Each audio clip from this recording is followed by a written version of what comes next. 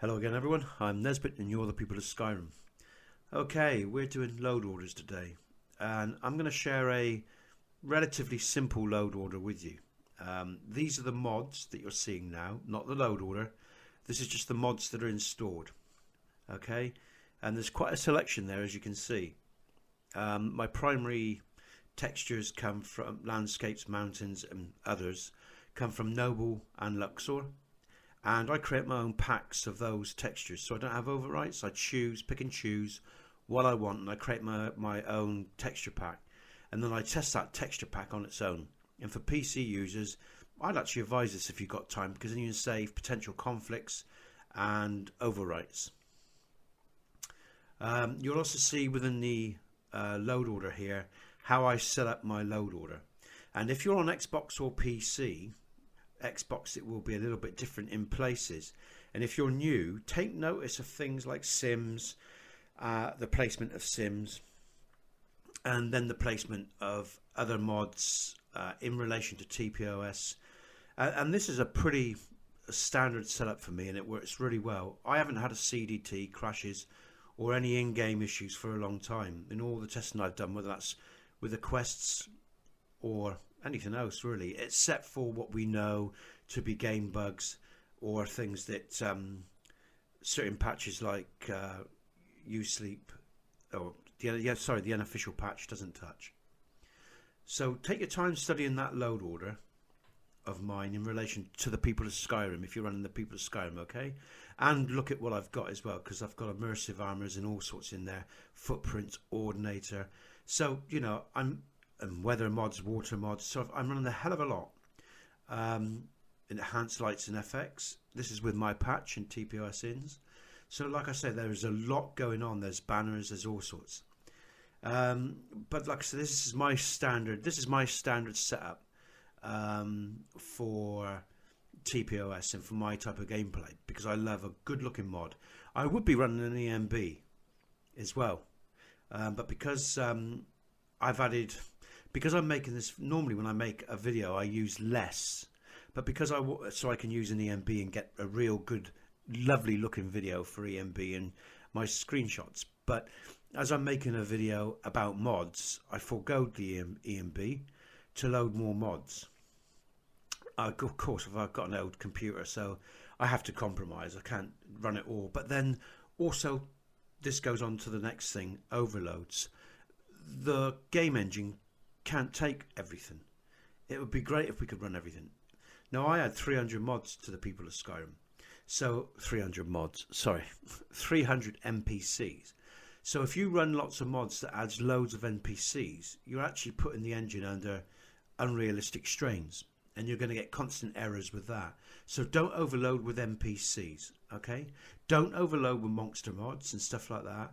And realize that read what I put into this mod, and don't have mods that cause lots of spawns, new spawns, because you know they'll clash and can cause potential random crashes because of the spawn areas, one thing or another. So if you're going to use other mods that spawn NPCs, monsters, stuff like that, I wouldn't use too many, and I would find one that you test with TPOS and that you know works well and sticks with it. The Sky Predators has a small patch, and I know that works fairly well from what I understand. Some of the monster mods do, and Organized Bandits works well, and it's been tested by people. So there are mods you can use. You just don't overload your system. So that's my advice on those sorts of mods. So overload, like I say, is a big thing, whether it's with textures or scripts and heavily scripted mods. So, you know, you've always got to be aware, first and foremost, of what the engine can handle.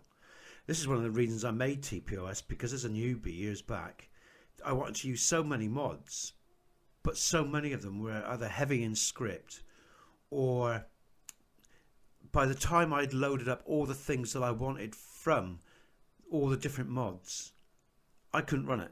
It was too complicated. It was too much on the engine. It caused, you know, I could never find any level of stability. It's one of the reasons I started to make TPOS. First, because I saw the in-game vacuous elements that I thought, well, that could be filled there, that we could do that there, could do this. Got excited with that. But then I sort of went on and added other things to my build as time went on. I started off with individual mods, and then I built into Skyrim in a big way because I wanted to fill, or in some way do something of all these other mods did, but in my own unique way, and without all the compromise and without all the hassle. And it's ironic, I know, because people say you have to compromise with TPOS. Well, that's true, but considering what it gives you in return for that compromise, it can be, for me, and from my point of view, less problematic than running all those other mods. It's not quite the same. Some mods do things better than what I do, without a doubt. I mean, you know, but the compromise comes with all the scripts that comes with them, or other elements that for me would become problematic after a while. Again, it's about, I suppose it's about balance at the end of the day and what you want. But for me, the reason of creating TPOS, so I could have many things without the cost of constant crashes, bugs, or hassle. And I don't get it with TPOS. So in a way, I've sort of succeeded in that regard. And that's what, you know, a lot of people won't take into consideration, because with my mods, you get Civil War content, you get bridges, you get bandits, you get all sorts. But you don't get all the complications that you might get in some cases by mixing up all those mods. Yeah. Yes, I concede some mods, they do things really well. But again, I'm not arguing that point. I'm not saying my mod's better than those mods. I'm just saying I don't have the complication of in-game errors, bugs, or crashes when I'm trying to use all those in regards to when I'm just using TPOS. So that's what I'm saying there. And that's my preference. That's why I built TPOS, so it saved on all those conflicts. And so, you know, the point I'm making is that you have to be so aware of how much you load into your game, how much, you know, you're modding, because overload is first and foremost one of the commonest errors you're going to get. I did it. I learned the hard way. I even built a bloody mod because of it, and because I over time I came to realize quite quickly. I came to realize I was never going to be able to have the game I wanted because of the limitation of the engine, PC, and so on. And I'm just going to jump up here because I want to show you know, the quest. I can't remember the name of the quest. When you come out here, you can access, you know, down through here. You can drop down when you finish the quest. I think it's the Thieves quest. Sorry, one of the Thief Guild quests. So yeah, so load orders, of course, are crucial. I've talked about overloads. I've talked about even textures, trying and, you know, not having too many overwrites either with your textures. You know, and then of course following the load orders that the authors give you. And again, I'm running a fairly uncomplicated load order because I'm not running lots of patches. And I will make a video on running patches with the People of Skyrim. But this video is first and foremost about water, weather, lighting, textures, and again, the most common sort of errors you're going to get. And most of the, like I say, the most commonest error is overload. That is, you know, that is the first one. The second is not running your load order correctly in the manner that you need to. Having sims near the bottom of your load order, for example, having weather at the bottom or audio files banged down at the bottom of your load order. I mean, every sort of mod has a relative place within a load order. I've developed a load order that works well for the People of Skyrim. That's why you know, some people may not agree with the way I set up my load order, but then I would argue they don't know my mod. my mods set up a particular way, and I set my load order up because of the way my mod is and how I best know how other mods work in relation with the People of Skyrim. But of course, again, the biggest reason why the People of Skyrim is at the bottom of the load order is because of the nav mesh, and it nav meshes the whole of Skyrim. It re-nav meshes pretty much, well, a hell of a lot of Skyrim. I'd say 70%. You know, it's been altered in some small way to bring all the elements together so they work together. And if you're confused by that, let me explain briefly without boring you. I have built right across Skyrim in internal and external worlds. There isn't a cell that, well, there are, that's an exaggeration. A hell of a lot of cells have been altered slightly, or with enemies, this, that and the other. And I've got so many settlements, so many homes, so many this, so many that, that years ago when I first started this, and I was a newbie, I edited and nav meshed the cells that I edited. But because I had travelers and so many other things going on, for a long time I couldn't stitch the People of Skyrim together in a way that it was stable, consistent, and what I'd call a good mod. Because I'd built into a pre-built game, and I'd built big.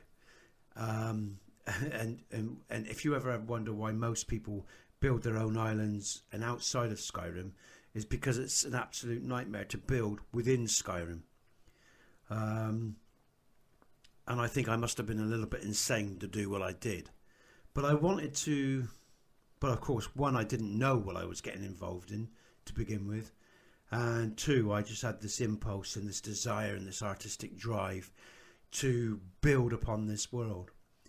And so I suppose the greatest achievement is stitching this world together and all the nav mesh together and this mod together, that it works the way it does. Because again, people on PC, people that have supported my mod past and present, myself, people on Xbox, don't CDT, don't crash with the People of Skyrim.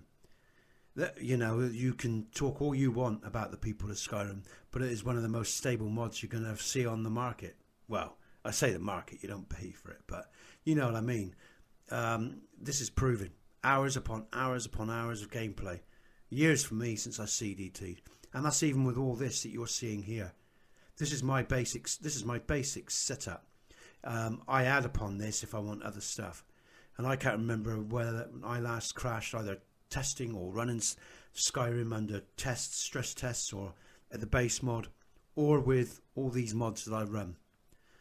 So, and it's been hard earned, but it comes again from one, not overloading the engine, not running mods that aren't feasible to run with TPOS, because some mods you can't run.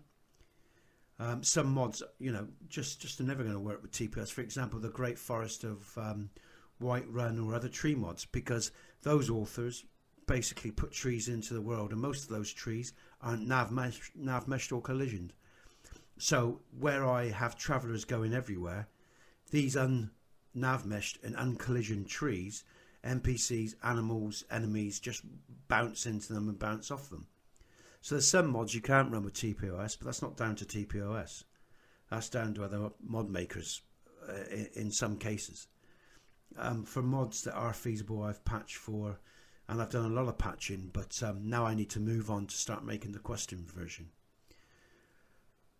So fundamentally, getting back to load orders, you know, you can run a lot with the People of Skyrim. It's about, again, being adaptable within a framework. I'll give you an example now. My newest mod, the Solitude, City of Stone, that mod has to be after the People of Skyrim 2 full version, and for PC users the patch after that, and then the other mods like Rifting should come after that. If that mod's placed lower down, it causes issues with other mods, because Solitude is a problematic area. So again, it's also about knowing these little things about the game, you know, and what the game bugs are doing as well as other mods and the bugs that they may have, or the nav mesh that they might change, or other components. So it's really hard for users, you know, to construct a good load order. And I'm going to say that now because they don't have the knowledge that I have. They haven't gone through the mill like I've gone through the mill to learn all this and become very intimate with the nature of the Skyrim game itself and the bugs at the base level, the size and the scope of the People of Skyrim, the issues with other mods and what's had to be done to make other patch for other mods to make them work with the People of Skyrim, and the knowledge of knowing which mod to run in which order in relation to everything else. This is why I talk about multiple mod conflicts.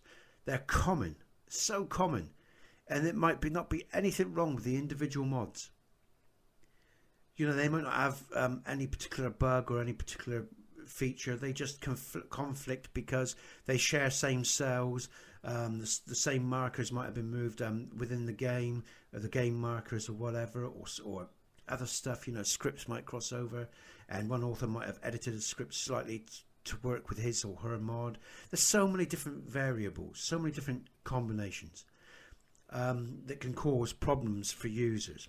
But first and foremost, what I did, the first steps that I did to start getting over my issues of constantly crashing was, one, that I accept that I couldn't run everything. Two, come to the premise that less is more. Three, sort out my textures and my basics first and do a data folder backup of that, and pack all my textures and whatever into one file to install when I want to do a new game. Get the fundamental setup sorted and checked, and then I went from there. Once I knew everything was stable, I went from there and started to add more complex mods to my load order. And that takes time and it takes effort, but it's worth it.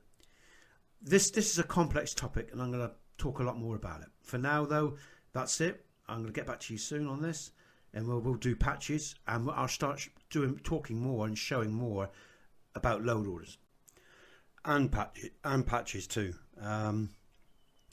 And I know I haven't touched the issue of loot, but we'll do that in the next video.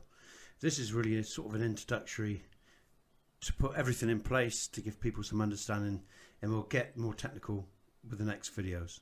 I'm Nesbit, you're the People of Skyrim. Good gaming, folks.